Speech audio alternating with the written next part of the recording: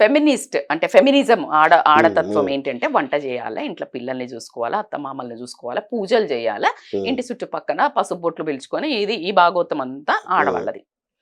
మగవాళ్ళు ఏంటంటే పొద్దున లేచేసి కర్ర పట్టుకొని తోటకి వెళ్ళటమో, పొలానికి వెళ్ళటమో, లేకపోతే డ్యూటీకి వెళ్ళటమో వీళ్ళది మ్యాస్క్యులానిటీ. సో ఇది ఈజీగా ఒక క్లియర్ గా ఒక డిమార్కేషన్ వచ్చింది.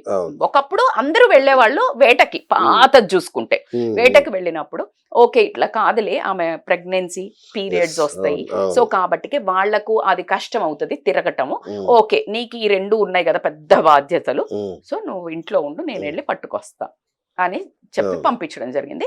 అక్కడ నుంచి స్లో షిఫ్ట్ అయిపోయిన తర్వాత అక్కడ క్లియర్ డిమార్కేషన్, నువ్వు పెత్తనం చేయమని లేదు, వాళ్ళు వెళ్ళి తేవాలి, ఈక్వల్ రెస్పాన్సిబిలిటీ.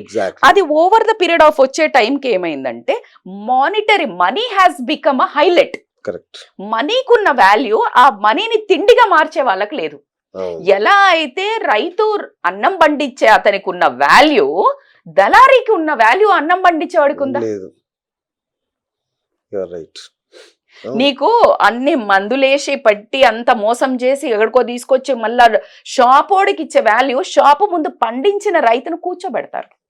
ఎంత అన్యాయం అండి.